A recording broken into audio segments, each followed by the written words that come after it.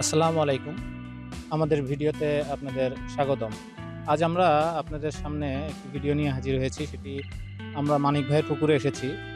এটি নন্দীগ্রামের রনবাঘা এলাকায় ওই গ্রামে তার পুকুরটি।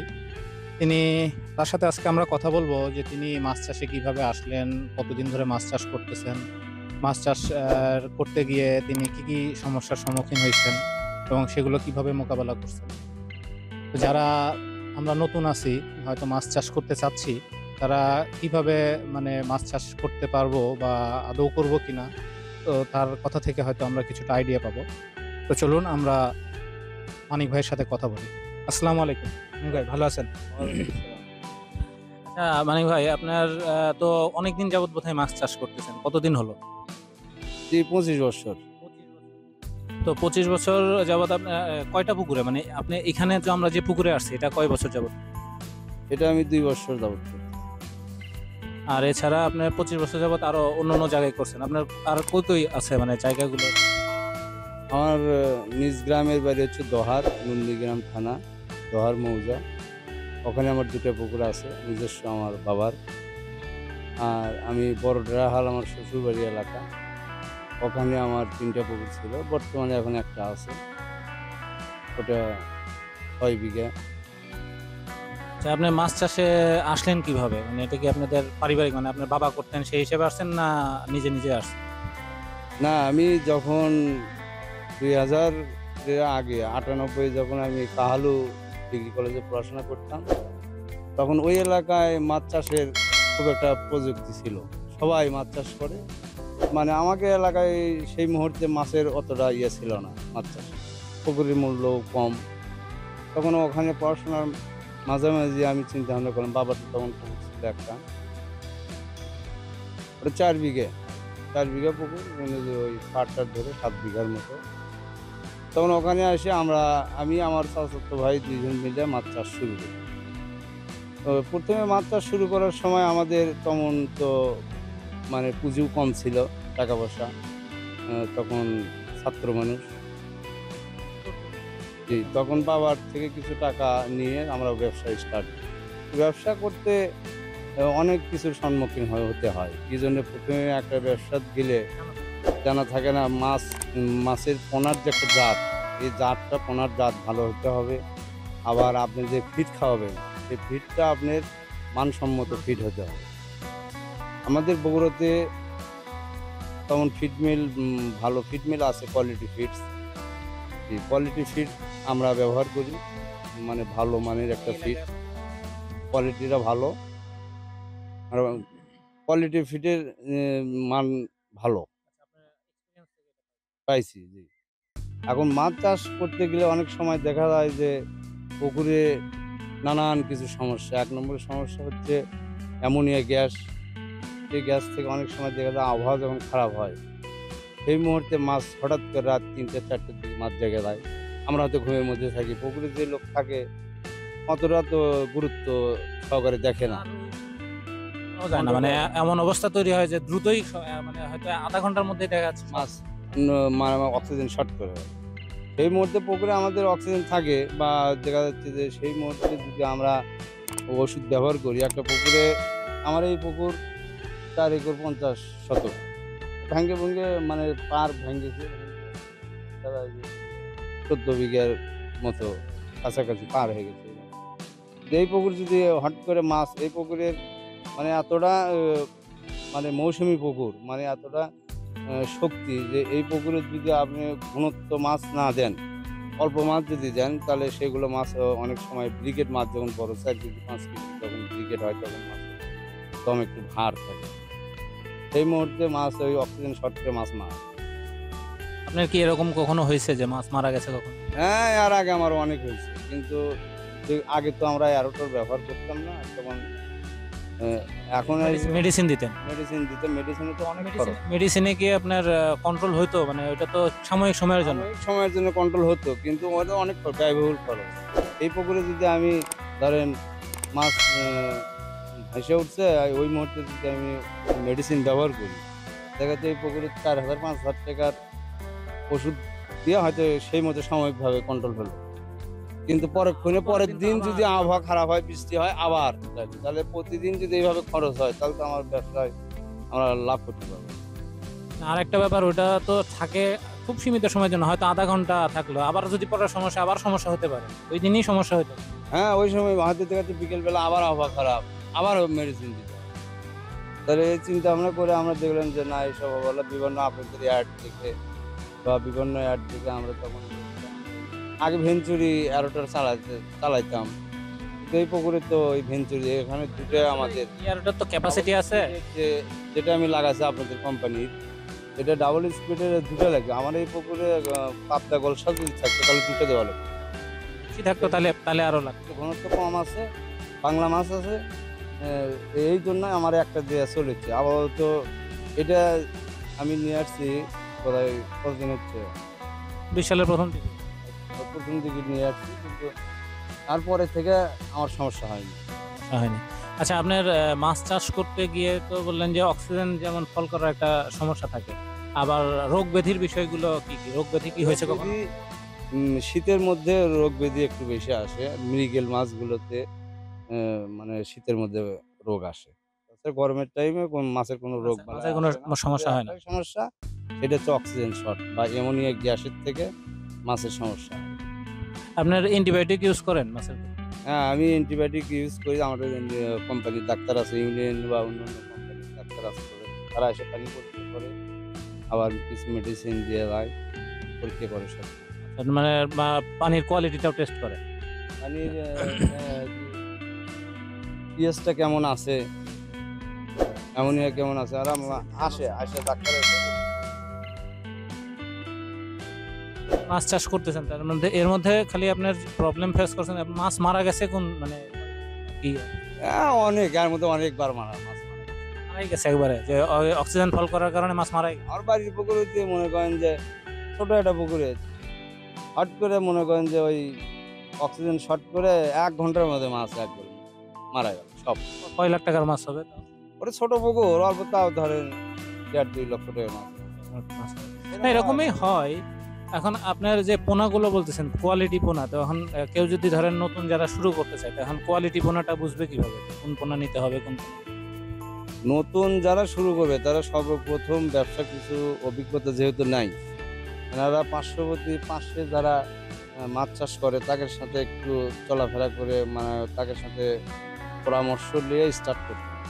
ছোটোর থেকে স্টার্ট করতে হবে এবং পোনাটা হতে হবে ভালো জাতের। যেমন আমাদের ব্রাক হেচারি আছে, ব্রাক হেচারি বাংলা মাছের জন্য খুব ভালো। ব্রাক হেচারি আমাদের শেরপুরে ব্রাক হেচারি আছে। ওখান থেকে পোনাটা কালেক্ট করে বাংলা মাছ। আর অন্য রেণু, অন্যান্য রেনিউ আমরা পাবদা যদি নিতে চান, আমাদের জামাদার জহুরুল ভাই বা বিভিন্ন জামাদার এলাকায় আমাদের ভালো ভালো হেচারি আছে, সেগুলো হেচারি থেকে আমরা ভালো পোনা পাই। এখন মাছ চাষের ক্ষেত্রে আপনি মাছ ধরেন পুরো চালান তোলার পরে আপনার লস হয়েছে কোনোবার, এরকম কি কোনো ইয়ে আছে? মাছ চাষের লস নাই, যদি ক্ষতি না হয় লস নাই, মাছ যদি মারা না যায় আসলে লস নাই। তো বর্তমান যে পুকুরের বাজার আমাদের নন্দীগ্রাম প্লাস আমার এই পুকুরটা মানে বগুড়া জেলার শেষ সীমানা, নাটোর জেলার শুরু, মানে রনবাঘার পার্শ্বী ওই গ্রাম এলাকা আমরা এখানে নন্দীগ্রামেরই চলাফেরা আছে, এই হিসেবে আমি এখন পোনার যে পোনার জাতটা হচ্ছে সঠিক, আর হচ্ছে যে আপনি ভালো মানের ফিট হবে। আর মাছটা যদি মানে বড় মাছ চাষ করা হয় তাহলে ব্যয়বহুল খরচ আছে, লাভ বেশি আছে। আপনার এই যে এয়ারেটর ব্যবহার করার আগে বা পরে আপনার এয়ারেটর ব্যবহার করলে কি মাছের খাবার খাওয়া বা বৃদ্ধির ব্যাপারে কি বলবেন? এয়ারেটর ব্যবহার করলে একটা মানুষ যখন পেটে গ্যাস মানে মানে তখন দেখা যাচ্ছে যে একটা লোক সে অসুস্থ বোধ করে, এইরকম পানিতে যখন ভিতরে অ্যামোনিয়া গ্যাস থাকে তখন ওই মাছটা সুস্থ থাকে না, তখন মাছ খাবারও চায়। আর মাছ যদি না খায় সেই মাছ তো সুস্থ হবে না, মানে গ্রোথ বাড়বে না। ওই হিসেবে যখন আমরা এয়ারোটার ব্যবহার করি তখন মাছটা সুস্থ থাকে, খাবার দিলে বেশি খাবার পায়, একটু ঘনত্ব দিলেও সমস্যা হয়, দ্রুত বাড়ে। তাহলে আপনি বলতেছেন যারা ধরেন নতুন মাছ চাষে আসতে যাচ্ছে, বা যারা ধরেন মাছ চাষ করে হয়তো হতাশায় ভুগতেছে যে লাভ করতে পারতেছে না, তা তাদের জন্য আপনার কি উপদেশ থাকবে বা কি বলতে চান? মাছ চাষে যারা নতুন, হতাশা হতাশা কিছু নাই, কিন্তু মাছটা যেভাবে পুকুর মানে তৈরি করে নিয়ে, মানে যদি টাকার পরিমাণ তার বেশি থাকে, বড় মাছ চাষ করবে। বড় মাছ চাষ করার ক্ষেত্রে সে মাছগুলো ভালো জাতের মাছ দিয়ে, উম, বাংলা মাছ, বড় বড় মাছ সেটিং করে দিয়ে 7 মাস 8 মাস পর যদি মাছ বিক্রি করে, তাহলে তার লস হবে, কোনো সময় লস হবে না। মানে মাছ মারা না গেলে তো আসলে মাছের লস হয় না, নর্মালি লস হয় না। মাছ আমাদের কোয়ালিটির যে আমাদের মনো6 আছে, কোয়ালিটি ফিডের মনো6 আছে ভালো জাতের, হ্যাঁ? আরো বিভিন্ন কোম্পানির আছে, কারণ আমাদের বগুড়াতে কোয়ালিটি ফিড এর পোনা খুব উন্নত মানের ভালো জাতের পোনা। আর ব্ল্যাক হেচারির বাংলা মাছের জন্য ভালো। এটা যদি মিশ্র চাষ করে, তাহলে দুটো পাতলা করে দিতে পারে। সবচেয়ে বেটার হচ্ছে বাংলা মাছ যদি আলাদাভাবে চাষ করে, তাহলে বড় জাতের মাছ দিতে হবে, বড় বড়। আপনার ধরেন কেউ যদি শুরু করতে চায় তাহলে কি পরিমাণ পুকুরে, মানে কত ছোট বা কত বড় পুকুরে শুরু করার জন্য বেটার মনে হয়? সর্বপ্রথমে ছোট থেকে স্টার্ট করতে হবে, যে ছোট পরিমাণ কি হতো? ধরেন 1 একর বা 1 বিঘা জলাতে প্রথমে ব্রাকেচারি থেকে রেনু নিল, রেনুর থেকে স্টার্ট করলো, পরে 1 বছর কিছু অভিজ্ঞতা নিল, তারপরে হয়তো দেখা যাচ্ছে তার 2-3টে পুকুর হলো, দুটোতে হয়তো রেনু করিচ্ছে, আর একটাতে হয়তো বাংলা বড় মাছ চাষ করছে। এদিকে একটাতে পোনা বিক্রি করেছে, খাবার কিনে দিচ্ছে, আর বড়টা ওটা 7-8 মাস পর বিক্রি করে। তাহলে দেখা যায় যে এই দুটো দিয়ে তার খরচের টাকা, ওই বড় মাছ যেটাতে আছে, ধরেন 1 একর বা 2 একর, ওই বড় মাছটা 7-8 মাস পর যখন বিক্রি করবে, তখন একটা মোটা অঙ্কের একটা অ্যামাউন্ট পাবে। হ্যাঁ, আচ্ছা, আপনার যে পুকুর মানে মাছ চাষের ক্ষেত্রে তো পুকুর প্রস্তুত করাটা একটা বড় চ্যালেঞ্জ হয়ে যায়। পুকুর প্রস্তুতির ক্ষেত্রে আপনারা কি কি কাজ করে থাকেন? পুকুর প্রস্তুতি, প্রথমে পুকুর যদি শুকিয়ে ফেলে, তা শুকানোর একটা সিস্টেম আছে আলাদা, শুকিয়ে ফেলে পুকুর চুন, মেডিসিন, অন্যান্য মেডিসিন দেওয়ার পর তারপরে পানির বিভিন্ন জীবাণুনাশক ব্যবহার করার পর তারপরে মাছ ছাড়ে। আর যদি পুকুরে গ্যাস ট্যাবলেট দেয়, মানে পুকুর না শুকায়, সেই ক্ষেত্রে গ্যাস ট্যাবলেট দেওয়ার পর চুন করবে, চুন করার পর তারপরে বিভিন্ন মেডিসিন ব্যবহার করবে, জীবাণুনাশক ব্যবহার করবে। হ্যাঁ, আর সেটা পুকুরের মানে পুকুরের মাটির গুণাগুণ, যেগুলো মৌসুমী পুকুর, যেগুলোতে বেশি খাদ্য তৈরি হয়, যেগুলো পুকুরেতে, সেগুলো পুকুরেতে সার ব্যবহার করা না করাই ভালো, মানে অল্প সার। হ্যাঁ, বেশি জন্মে ওখানে, ওইগুলো পুকুরেতে মনে করেন যে খোল, হালকা কিছু খোল সবসময় ধরেই থাকবে। আর এই সার, যখনই আপনি সার বেশি দিবেন, তখন ওই পুকুরে মাছ অক্সিজেন শর্টের সম্ভাবনা বেশি থাকে। হ্যাঁ, মাছ দুর্বল হয়, কারণ আবহাওয়া জায়গাতে হঠাৎ করে আবহাওয়া খারাপ হলো, এই মুহূর্তে মাছ অক্সিজেন শর্ট করে, ওই জন্য সার না, ব্যবহার এটা করে। তো সার তো আপনার পরিমাণ মতো দিতে হবে, প্রয়োজন অনুযায়ী আর কি, প্রয়োজন ছাড়া। আর এটা করার আগে অবশ্যই একজন মানে দক্ষ যারা চাষি অথবা কোনো যারা এই ফিশারিজ নিয়ে পড়াশোনা করছে তাদের সাথে আলোচনা করতে হবে। তো দর্শক, আপনারা শুনলেন মানিক ভাইয়ের দীর্ঘ 25 বছরের অভিজ্ঞতা থেকে আপনাদের ছোট সময়ে, অল্প সময়ে আসলে অনেক কিছু বলা সম্ভব না, তারপরেও তার অভিজ্ঞতা থেকে বলার চেষ্টা করেছেন। তো আপনারা যারা নতুন আছেন, মাছ চাষ করছেন বা হয়তো ফলাফল ঠিকমতো পাচ্ছেন না, তো তারা চেষ্টা করলে অবশ্যই পাবেন। এবং উনি এক কথা বারবার বলেছেন যে মাছ যদি মারা না যায়, মাছ চাষে আসলে লসের সম্ভাবনা নাই বললেই চলে। তো তারপরেও যখন আপনি প্রথম শুরু করবেন, সেই সময় হয়তো কিছুটা চ্যালেঞ্জ থাকবে। যখন 1বার বা 2বার আপনি মাছ তুলে ফেলবেন, তখন হয়তো সেই চ্যালেঞ্জটা আর থাকবে না। তো আশা করি ভিডিওটি আপনাদের উপকারে আসবে। যদি ভিডিওটি ভালো লেগে থাকে তাহলে অবশ্যই আমাদের চ্যানেলটি সাবস্ক্রাইব করবেন এবং লাইক এবং বেল বাটন বাজিয়ে আমাদের সাথেই থাকবেন পরবর্তী ভিডিওর জন্য। আজকে এই পর্যন্তই। ধন্যবাদ সবাইকে। আসসালামু আলাইকুম। আমাদের কাছে আরও যে সকল পণ্য রয়েছে সেগুলো হলো high speed 2 paddle wheel aerator, এটি 1 হর্স পাওয়ারের মোটর। এছাড়াও রয়েছে high speed 4 paddle wheel aerator, এটি 2 হর্স পাওয়ারের মোটর, নীল রঙের পাখা দেখতেই পাচ্ছেন। এছাড়াও রয়েছে 2 প্যাডেল হুইল এয়ারেটর 1 হর্স পাওয়ারের, হলুদ রঙের পাখা। 4 প্যাডেল হুইল এয়ারেটর 2 হর্স পাওয়ারের মোটর, হলুদ রঙের পাখা। 6 প্যাডেল হুইল এয়ারেটর 2 হর্স পাওয়ারের মোটর। এছাড়াও রয়েছে সোলার এয়ারেটর, এটি আপনারা অর্ডার দিলে আমরা নিয়ে এসে দিতে পারবো। আমাদের কাছে রয়েছে সার্জ এয়ারেটর বা ওয়াটার কুলিং এয়ারেটর। নীল রঙের টিউব, মাঝখানে পাখা। এটি 1 হর্স পাওয়ার এবং 2 হর্স পাওয়ার দুই ধরনেরই হয়। এছাড়াও রয়েছে ডাবল স্পিড এয়ারেটর, এটি 2 হর্স পাওয়ারের মোটর। এটিতে আপনার পাখা এবং বডি দুটোই ঘোরে। এছাড়াও রয়েছে পুশ ওয়েভ এয়ারেটর বা ওয়েভ মেকিং এয়ারেটর, এটিও 1 হর্স পাওয়ার এবং 2 হর্স পাওয়ার দুই ধরনের হয়। রয়েছে সুপার এয়ারেটর, রয়েছে ফ্লোটিং বল এয়ারেটর বা সুপার ইম্পেলার বল এয়ারেটর, এটি 1 হর্স পাওয়ার এবং 2 হর্স পাওয়ারের হয়। এছাড়াও রয়েছে ফ্লোটিং পাম্প এয়ারেটর, এটিও 1 হর্স পাওয়ার এবং 2 হর্স পাওয়ারের হয়ে থাকে। আমাদের কাছে রয়েছে জেট এয়ারেটর, এটি 2 হর্স পাওয়ারের মোটর। রয়েছে টারবাইন জেট এয়ারেটর, এটিও 2 হর্স পাওয়ারের মোটর। আমাদের কাছে পাবেন 12 প্যাডেল হুইল এয়ারেটর, এটি আমরা অর্ডার দিলে নিয়ে এসে দিব। আমাদের কাছে পাবেন diesel engine pedal wheel aerator, এটিও আমরা অর্ডার দিলে নিয়ে এসে দিব। আমাদের কাছে পাবেন এবিএস সাবমার্সিবল এয়ারেটর, এটিও আমরা অর্ডার দিলে নিয়ে এসে দিতে পারবো। এছাড়াও আমাদের কাছে পাবেন ফিশ ফিড প্রডিউসার বা ফিশ ফিড মেকার, সিঙ্কিং এবং ফ্লোটিং। আমাদের কাছে রয়েছে রিং ব্লোয়ার 0.5, 1, 1.5 এবং 2 হর্স পাওয়ারের রিং ব্লোয়ার।